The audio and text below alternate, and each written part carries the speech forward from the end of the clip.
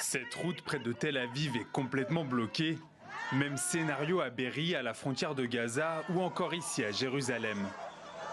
Parfois délogés par les forces de l'ordre, les manifestants brandissent les portraits des Israéliens toujours aux mains du Hamas. Tous réclament la même chose, leur libération et la fin de la guerre. C'est notre dernière chance d'arrêter cette folie, d'arrêter la guerre. D'empêcher le gouvernement de sacrifier les otages, de sacrifier encore plus de soldats, de sacrifier en réalité nous-mêmes et le peuple palestinien.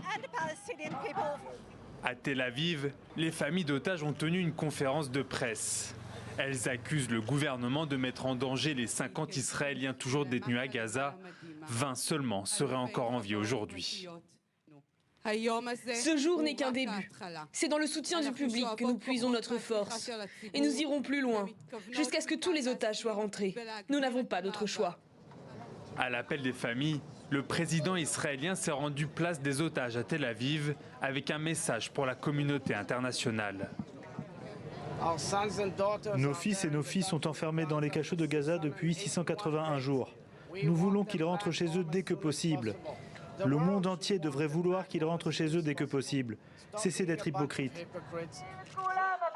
Au même moment, cette mobilisation nationale est critiquée par le Premier ministre Benjamin Netanyahou.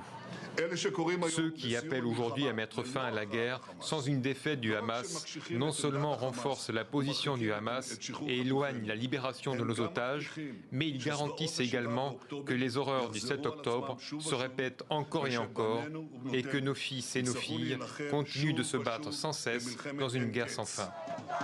Depuis les attaques du 7 octobre, plus de 1200 personnes ont été tuées côté israélien, contre près de 62 000 dans la bande de Gaza.